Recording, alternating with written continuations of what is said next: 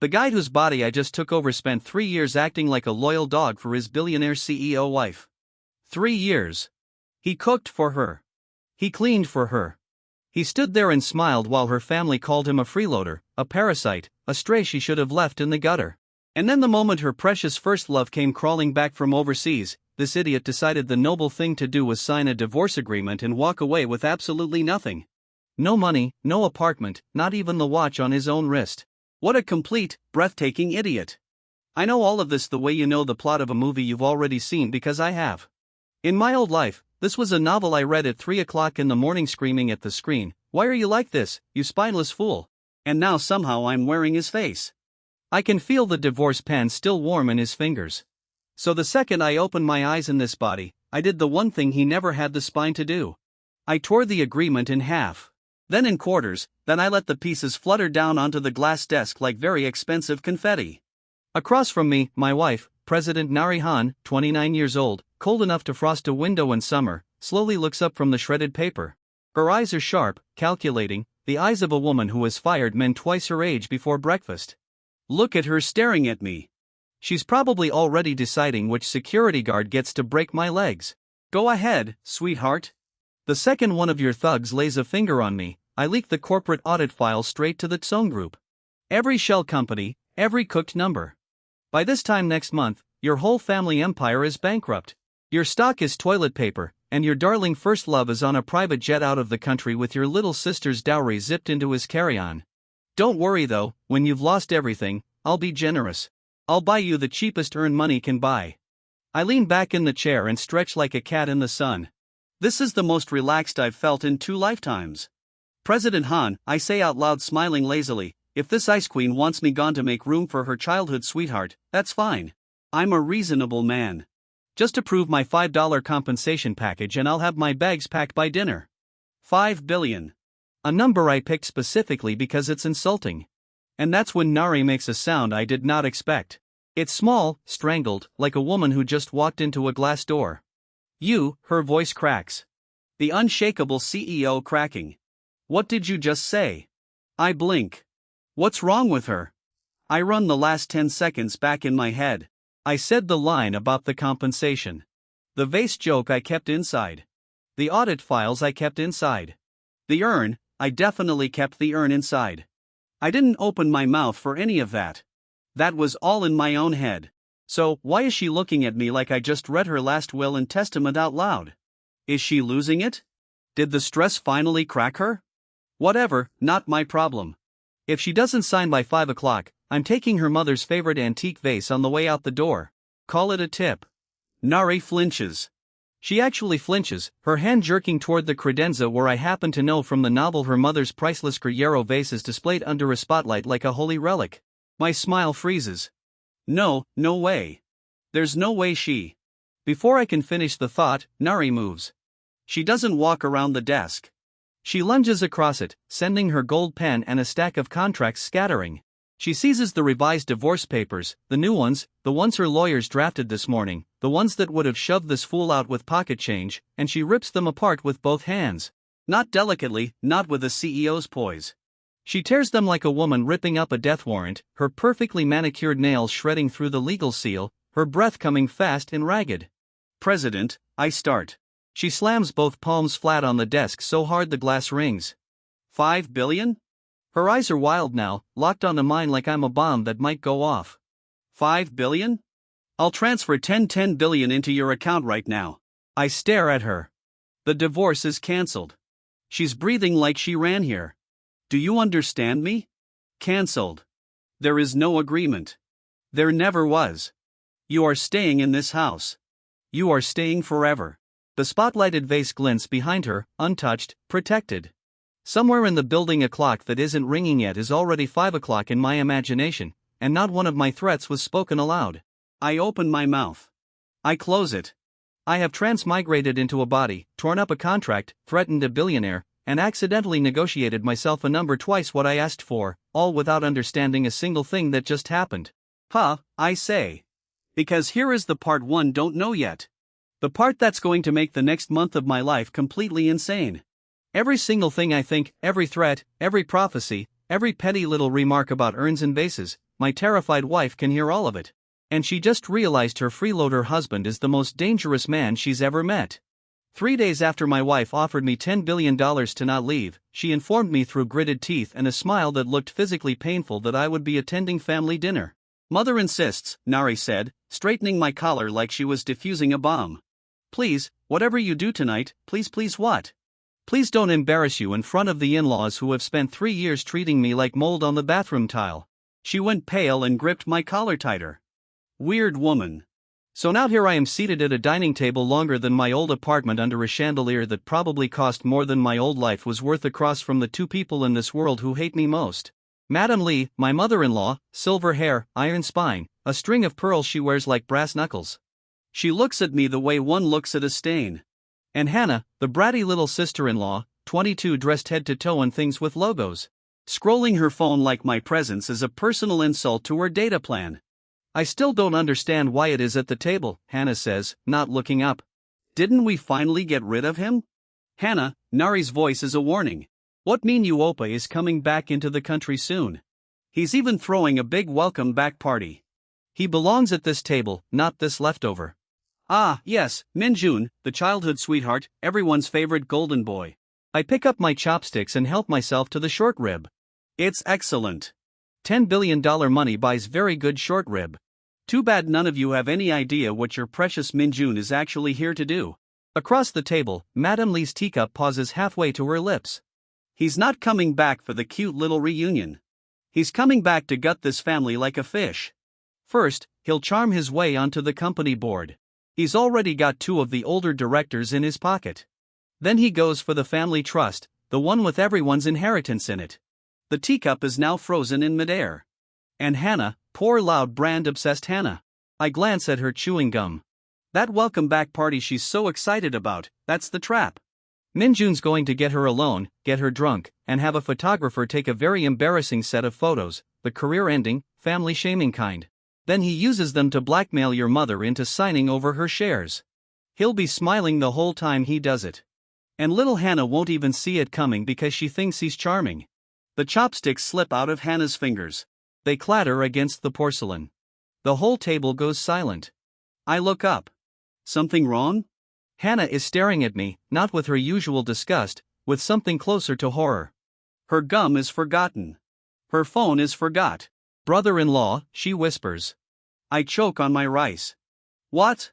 I mean she lunges to her feet so fast her chair screeches. Your glass is empty. Let me water wine. We have a 1982 something. I'll get all 3. She's already scrambling toward the kitchen, then doubling back to refill my water with shaking hands, spilling half of it. Under her breath, white-faced, I'm never going to that party. I'm never drinking again. Oh my God, did the rich kid hit her head? Madame Lee sets her teacup down very, very carefully. When she looks at me, the stain in her eyes is gone. In its place is something I have only ever seen in war documentaries. Aiden, she says my name. She has never once used my name. You were saying about Minjun. I wasn't saying anything, old woman. I was eating your ribs. I didn't say anything, mother. She flinches at the word mother like it's a blessing. Whatever.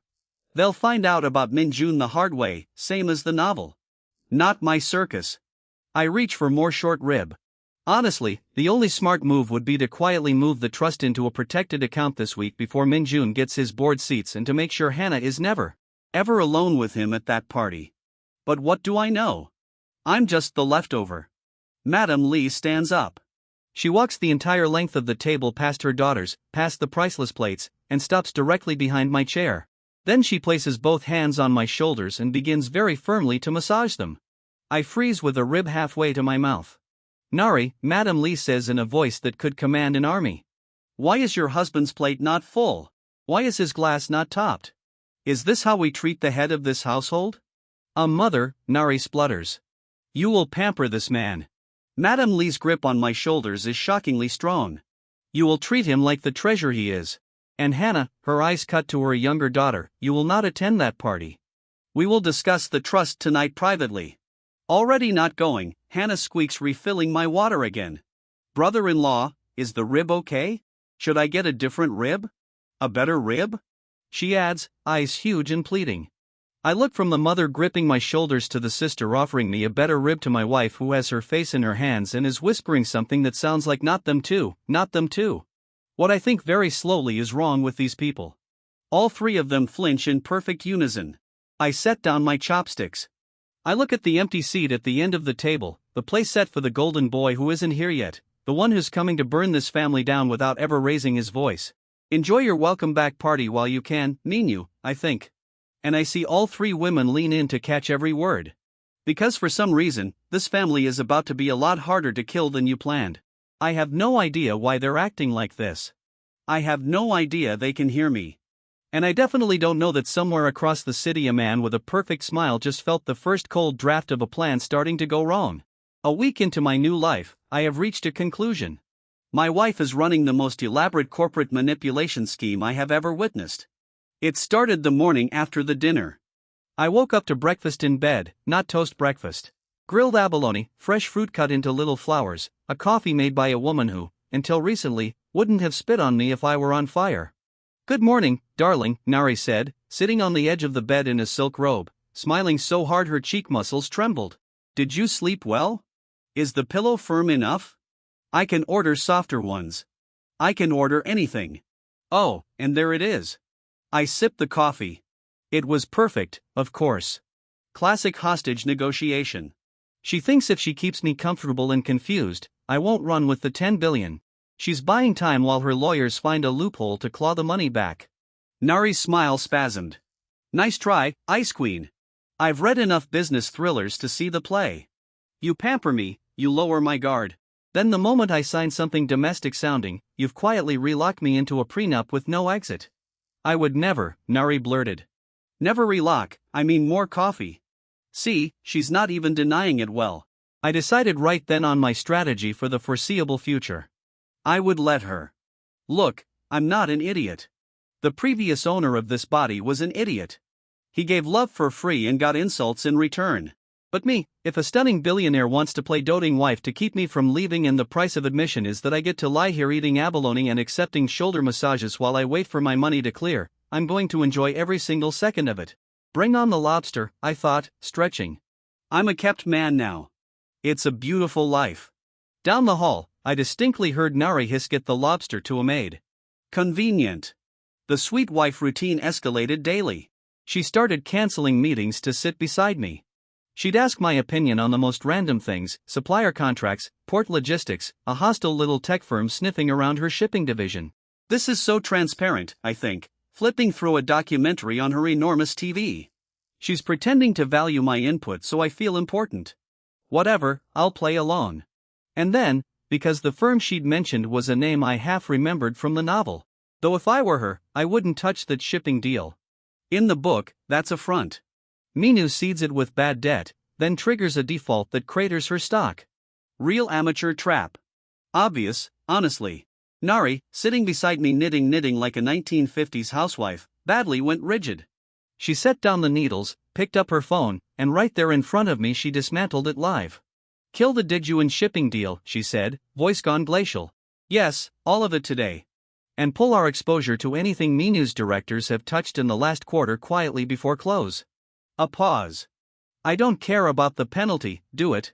She hung up, set the phone down, and picked her knitting back up like she'd done nothing more dramatic than order tea. You just cancelled it, I said, surprised, just like that. Just like that, she agreed, eyes shining at me with an intensity that made me deeply uncomfortable. You're so wise, darling. I didn't say anything, woman. She flinches, recovered, and resumed her terrible knitting. I went back to my documentary.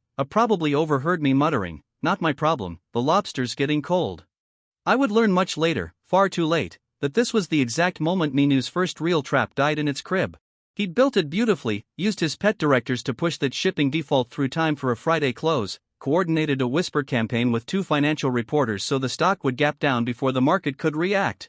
The novel always called it a foolproof opening gambit, except by Friday Nari had already unwound every position. The default hit empty air. The reporters had nothing to print. The stock didn't dip, it rose. Because she'd used the dead deal as cover to announce a logistics partnership that made her look like a visionary.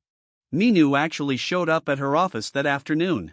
Perfect smile, perfect suit, a bouquet of white lilies. Nari, he reportedly said, all wounded warmth, you don't return my calls after everything we were. And my Ice Queen wife, who I still assumed was just a paranoid woman running a hostage scheme on me, looked at him and said with a smile colder than the morgue. I'm a married woman, Director Cho, and my husband doesn't like white lilies. He says they look like funeral flowers.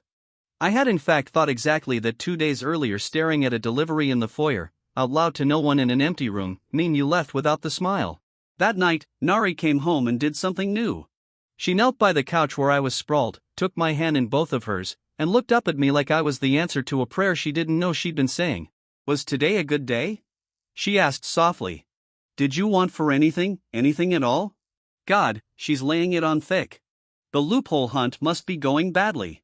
I yawned. Relax, lady, I'm not running yet. The money hasn't even fully cleared. And honestly, I looked at the absurd spread of food, the woman holding my hand like treasure, the mother-in-law who now sends me daily fruit baskets. This gilded cage isn't half bad. I could ride this out for a while. Nari pressed my hand to her cheek, eyes closing in relief. I had no idea I'd just promised to stay. I had no idea she'd heard it. And I really had no idea that in 2 days a woman named Sarah was about to walk back into my life and turn my comfortable little hostage situation into a war. The peace lasted exactly until Tuesday. That's when Nari, still deep in her doting wife campaign, made a tactical error. She brought me to her office. Just for the afternoon, she'd said, fixing my tie with trembling care. There's a partner signing.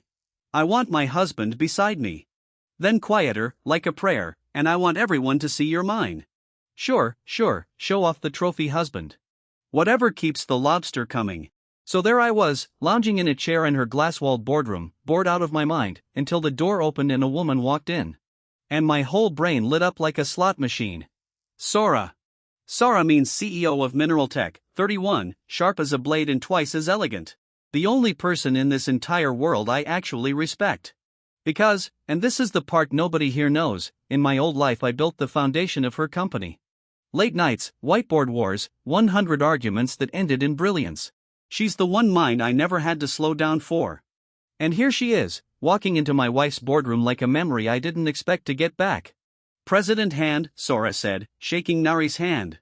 Then her eyes flicked to me curious, and you are? Oh, this is interesting, I thought, sitting up. Sora's company is exactly where I'd want to be. Real work, real challenge. None of this kept man nonsense. I looked at her, then at the contract on the table, my mind already racing 3 moves ahead. Honestly, the second my 5 billion clears, I should just take the money, walk out of this gilded cage and go partner with Sara, build something real. She's the only person here worth a damn, competent, sharp, doesn't need handling. With her I'd actually.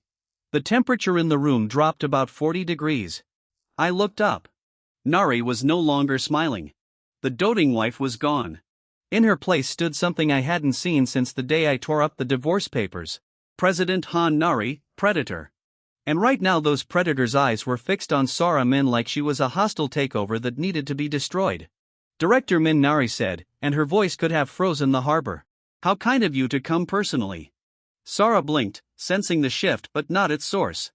Of course, we've been excited about this partnership, my husband, Nari interrupted, gliding over to my chair and sitting directly on its arm, draping herself across my shoulders. Was just telling me how dull the corporate world is. Weren't you, darling? I was telling you that in my head, you absolute lunatic. She pressed closer. He much prefers being home with me where he's adored. Sara's eyebrows climbed. The other executives suddenly found their documents very interesting. What is happening? I thought, frozen under my wife's death grip. Why does she look like she's about to declare war on a woman she just met? And then because the universe enjoys watching me suffer, I made it worse without saying a word. Sara always was the better strategist though, I thought wistfully, half remembering old victories. Smarter than anyone in this building. If I had to bet on one CEO in this room. Nari stood up so fast her chair rolled back and hit the wall. The signing is postponed, she announced. The room froze. Postponed, stammered her own CFO. I have concerns about Mineral Tech's long-term value. Nari's smile was a guillotine. I'll need to review whether they're really the best partner available or whether I've simply been settling for something that looks impressive from a distance. She turned. and looked directly at me when she said looks impressive from a distance, and I had absolutely no idea why. Sora, to her credit, just smiled coolly and gathered her things. "We'll be here when you're ready, President Han." On her way past my chair she paused, studied my face for 1 second too long and murmured, "Have we met? You seem familiar. We built an empire together in a life you don't remember," I thought. Behind me I heard Nari's pen snap in half. That night the campaign went nuclear. I came out of the shower to find my wife waiting. She had changed. She had clearly prepared. There was wine. There was candlelight. There was a billionaire CEO trying very hard to look casual and failing because casual is not in her operating system. "Sit," she said, patting the couch. "Let me take care of you." This is aggressive even for the hostage scheme, I thought, sitting warily. She poured the wine. She fed me a piece of fruit by hand.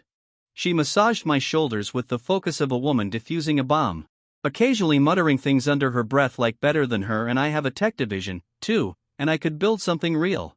I could. "Are you okay?" I asked. "I'm a wonderful wife," Nari said fiercely, kneading my shoulders hard enough to bruise. "I'm competent. I'm brilliant. I am more than enough. I don't know who you think is sharper than me, but they're wrong." Did she somehow hear about Sora? I wondered. No, impossible. I never said a word. She heard that, too, and gripped my shoulders so hard I yelped. I stared up at my beautiful, terrifying, inexplicably jealous wife, a woman who had just torpedoed a profitable partnership and was now aggressively proving her worth to a man who hadn't asked her to, and I came to my second great conclusion of this new life. I had no idea what was going on with her, but the corporate manipulation theory was starting to fall apart because no manipulation scheme on earth would make a billionaire CEO this rattled, this possessive, this desperate to win a competition I didn't even know we were having. And somewhere across the city, a man with a perfect smile was about to give my wife a much better reason to fight for me by trying to humiliate me in front of the entire world. The invitation came on cream cardstock with gold edges, the Hand Group charity gala, and conveniently Minu's long-promised welcome back party rolled into the biggest social event of the season. 300 of the wealthiest people in the country. A ballroom of chandeliers, and one returning golden boy making his triumphant public debut.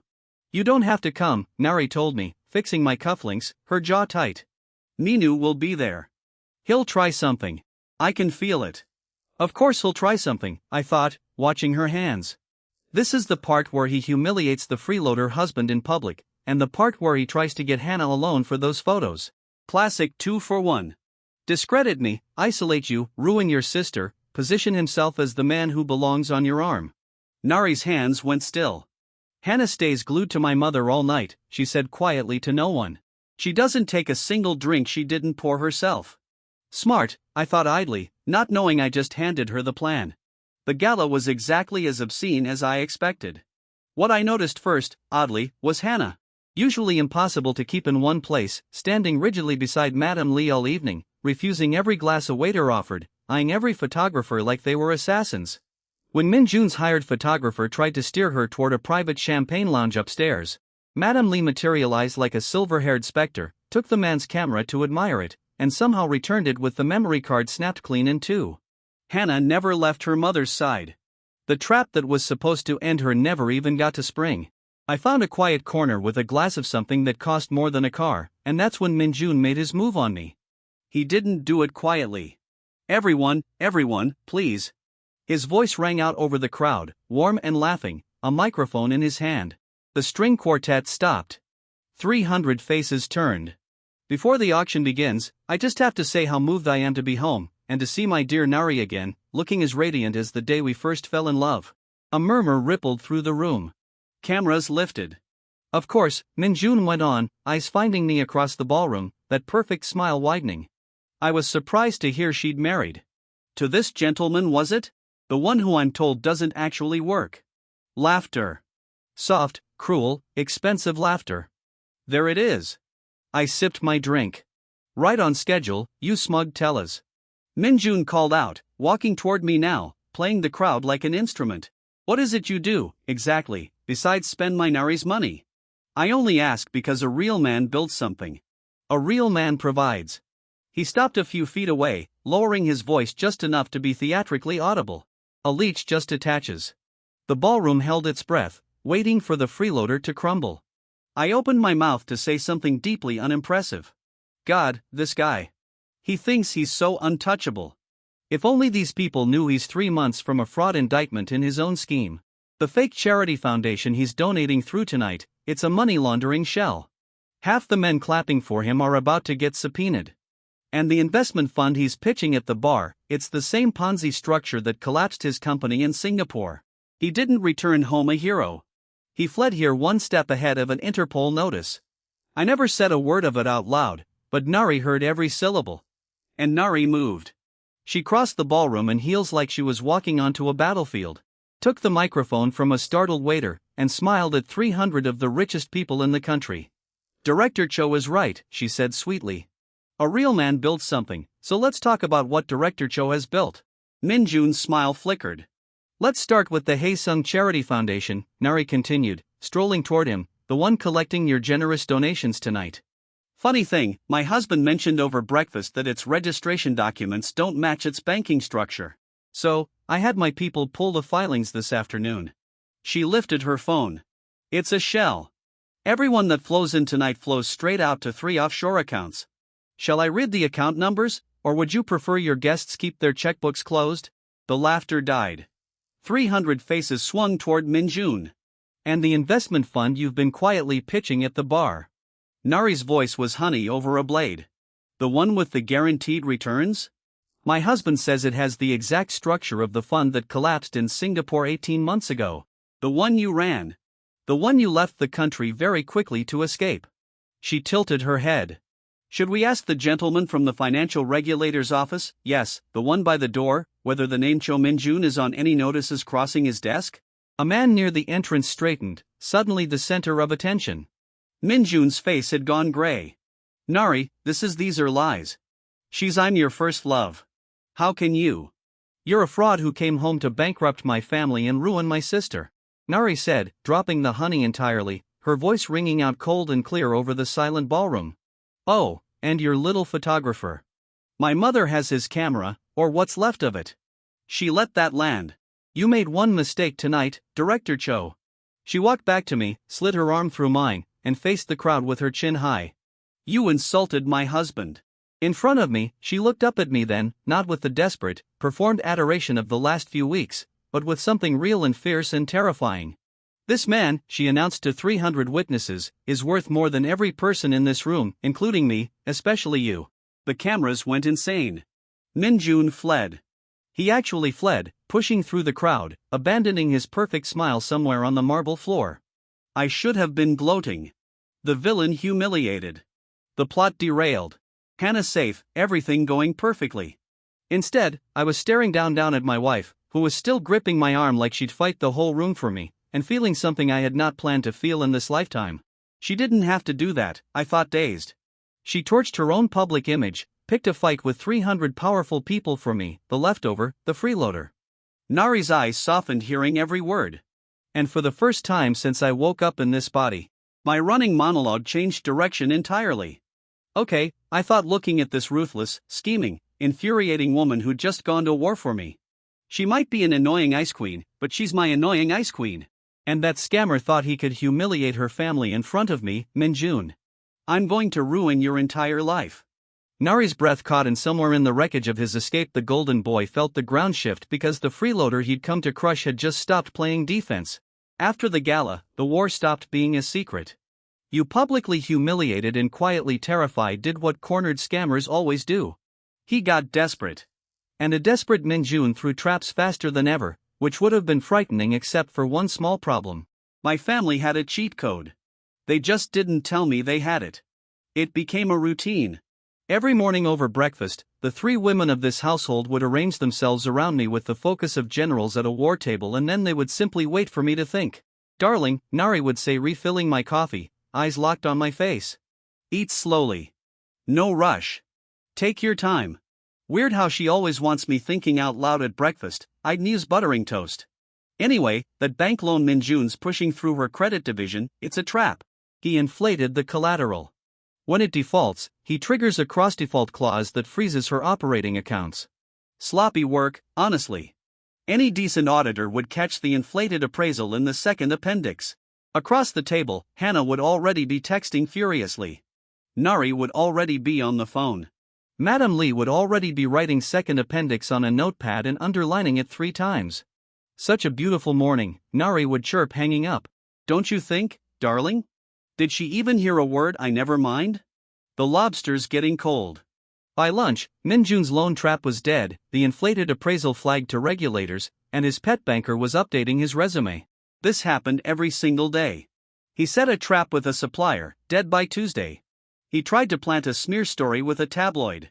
Hannah, who apparently knew every gossip blogger in the city, had it killed and replaced with a glowing puff piece about the Han family's devoted son-in-law before lunch. He attempted a hostile share purchase through a proxy. Madam Lee bought the shares out from under him so fast the broker got whiplash. From Minjun's side it must have looked like sorcery. Every move countered before he finished making it. Every secret known before he spoke it. I can only imagine him alone in some dim office screaming at the ceiling, "HOW, how do they know?" He never once suspected the answer was a freeloader eating lobster who didn't know he was doing anything at all. The thing I did start to notice was Nari. The performance had changed. Somewhere between the gala and the third dismantled trap, the desperate brittle doting wife act becomes something else. She still pampered me. But now she also argued with me, brought me real problems, spread financial documents across the bed and asked what I saw, then watched my face like the answer was the most fascinating thing in the world. "You think 3 moves ahead of everyone," she said one night almost accusing, staring at me over a spreadsheet. "You knew about the cross-default clause before my own legal team did. Who are you?" "A guy who read the book your life is based on," I thought. "But sure, let's go with brilliant." She didn't laugh. She couldn't admit she'd heard it. But her cheeks went pink and she looked at me for a long moment with an expression that was no longer fear and no longer strategy. It was the look of a woman realizing she actually likes her hostage. Huh, I thought watching her watch me. When she's not faking the sweet act, she's kind of sharp, funny even. The way she gutted that broker today was honestly impressive. Nari's pink deepened to red. She suddenly became very interested in the spreadsheet. I filed it away as a problem for later. Madam Lee meanwhile had stopped playing defense entirely. Defending against the snake is exhausting. She announced over dinner stabbing a piece of beef like it owed her money. "I'm tired of swatting his traps. I want him gone. I want him to wake up with nothing. I want his name to be a curse." Mother Nari sighed. "I know a man," Madam Lee continued serenely, "who knows a man who can make a person's bank account simply forget they exist. Legally, mostly legally. Aiden," she turned to me, eyes gleaming, "if you wanted Minjun destroyed, truly destroyed, salt the earth destroyed, how would you do it? Hypothetically? Over dessert. Cute that she's asking. Well, hypothetically," I leaned back, "easy. You don't chase his traps anymore, you bait one. You let him think he's found one weak spot, the family trust, and let him reach for it. The second his proxy signs to move that money, every transfer is timestamped, traced, and handed straight to the prosecutor who's already building the Singapore case. You don't fight the scammer. You hand him a rope and compliment the noose." Table went dead silent. Slowly, 3 women turned to look at me with identical expressions of awe. "What?" I said. "Why are you all looking at me like that?" I didn't say anything. "Nothing, brother-in-law," Hannah squeaked, shoving the entire dessert plate toward me. "You're so smart it's scary. Have more cake. I really need to figure out what's wrong with this family." They flinched in unison. Again. That night, I caught my reflection in the dark window of the study and had a quiet, unsettling realization. I'd come into this life with one plan: take the money, run to Sora, build something real, never look back. But I just spent 20 minutes happily designing the downfall of a man's entire existence for these people. For the bratty sister who now treated me like a deity. For the terrifying mother-in-law who sends me fruit. For my scheming, sharp-tongued, infuriating wife who torched her reputation in front of 300 people because someone insulted me. When had I'm taking my money and running turned into we're going to ruin me and you together? When had it become we? I didn't have an answer. But across the city, the golden boy was about to make his final, most desperate gamble. One that would either save him or hand my family the rope to hang him with. Minjun took the bait exactly the way I said he would.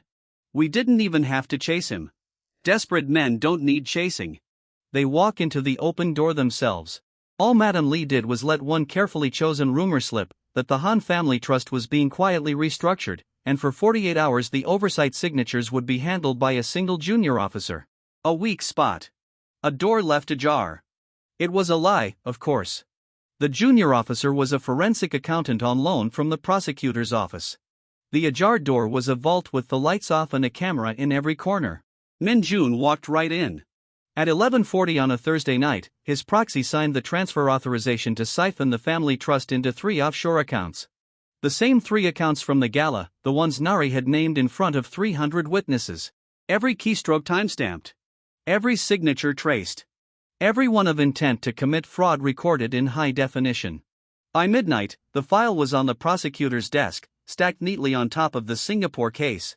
By morning, Cho Min-jun was a headline.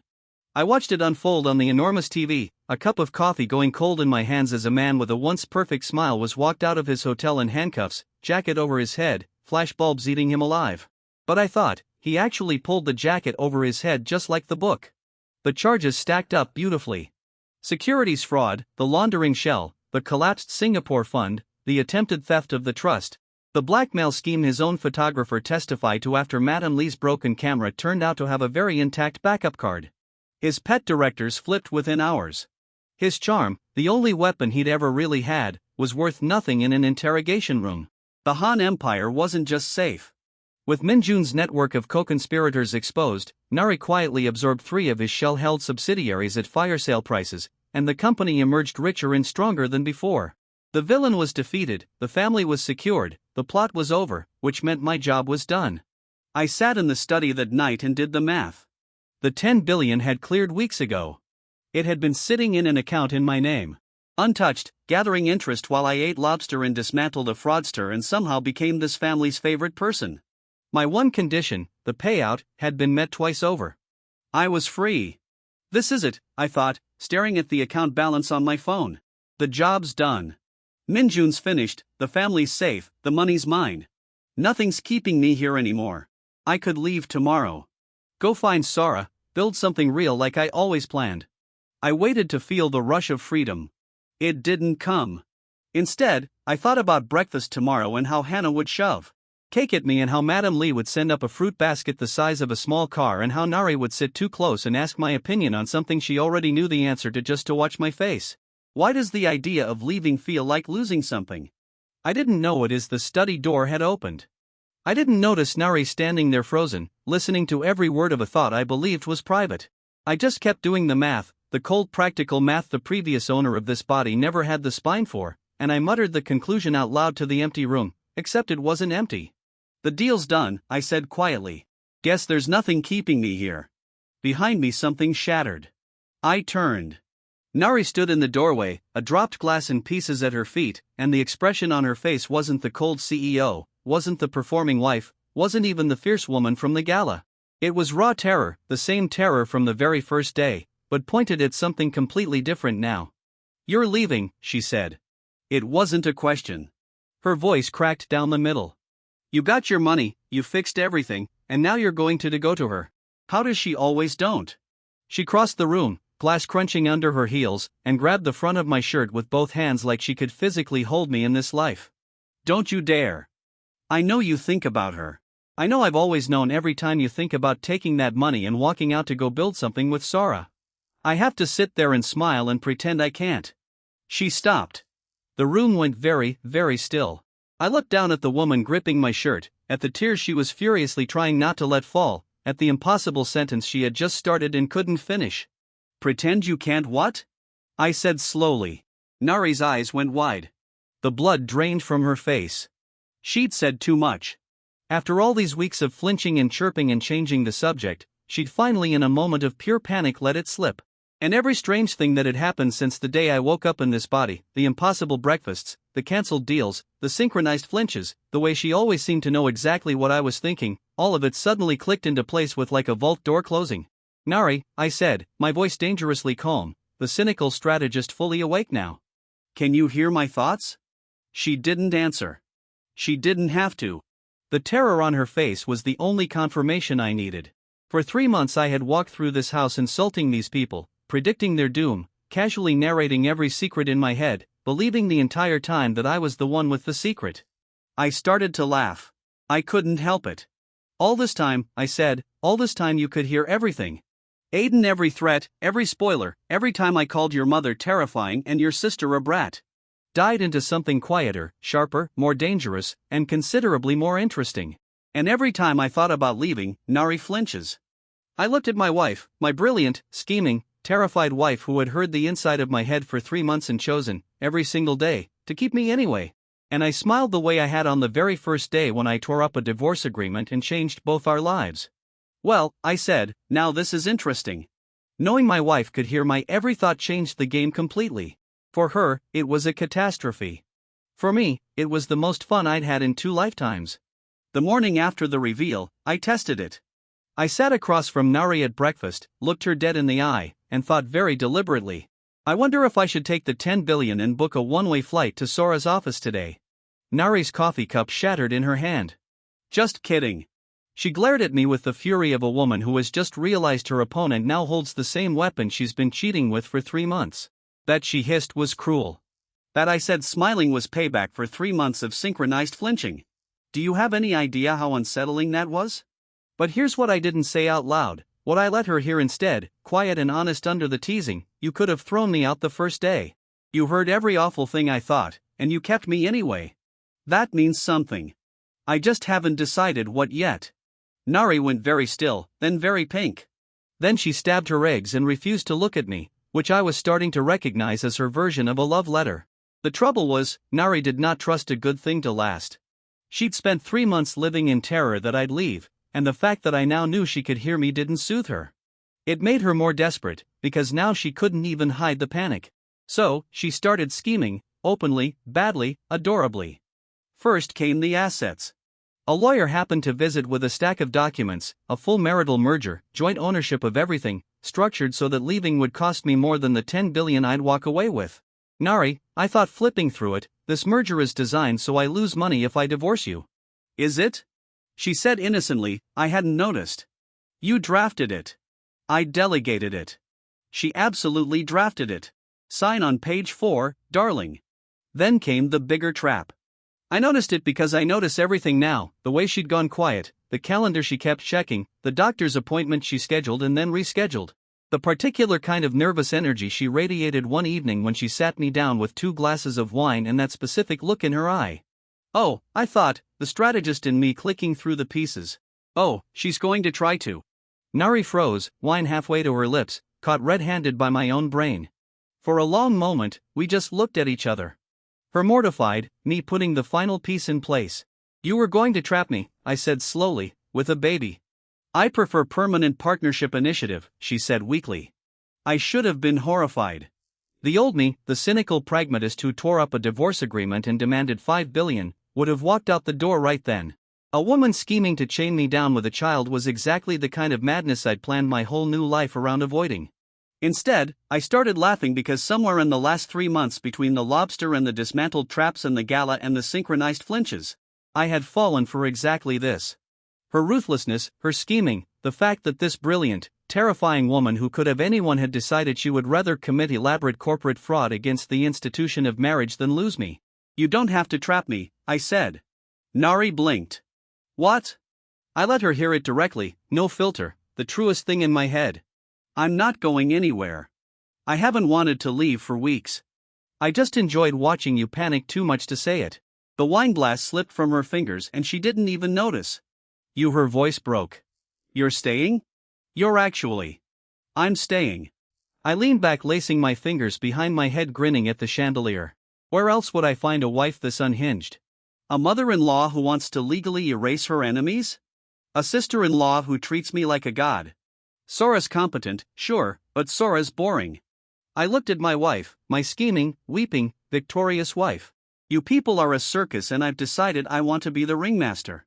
I'd come into this life a reluctant hostage, plotting my escape with $5. I was leaving it the willing king of the entire empire. Nari launched herself across the couch and into my arms, and for once, for the very first time, I didn't have a single cynical thought to hide. She heard that too. 5 years later, Daddy, watch, I can do the thing. Our daughter, 4 feet of pure chaos in a tiny business suit her grandmother insisted on, climbed onto the garden bench and struck a pose she'd clearly stolen from her mother in a boardroom. You see anything, Peanut? I asked, lying back in the grass. She scrunched up her face, concentrating hard. Grandma's going to bring cake and cookies, and Auntie Hannah's bringing a present. Across the lawn, Madame Lee appeared right on cue with a cake the size of a tire, Hannah trailing behind with an armful of gifts, both of them shouting about the future heir. Spooky, I said, just like your old man. I never did figure out why my thoughts leaked into this family in the first place, why a transmigrated man's running monologue came through loud and clear to one terrified wife, then a whole household. The best theory I have is that the universe took one look at the spineless doormat who used to live in this body and decided his replacement needed to cheat a little to survive. Whatever it was, the ability faded after our daughter was born. None of them can hear me anymore, not Nari, not Madame Lee, not Hannah. We were all a little disappointed, honestly. It made cheating at love so efficient. The mineral tech partnership, Nari finally signed it on her terms the moment she was certain she'd already won. Sarah got her deal and her returns and never did place where she knew my face from. Some things are better left in the life nobody else remembers. Nari settled into the grass beside me, watching our daughter terrorize the flower beds, and rested her head on my shoulder. Any regrets, Ringmaster? She murmured. You could have taken your 5 billion and walked out the door that very first day, free and clear. I looked at the empire she'd built, the family that adored me, the tiny tyrant in a business suit who had my eyes and her terrifying ambition. No, I said and meant every word, best deal I ever made.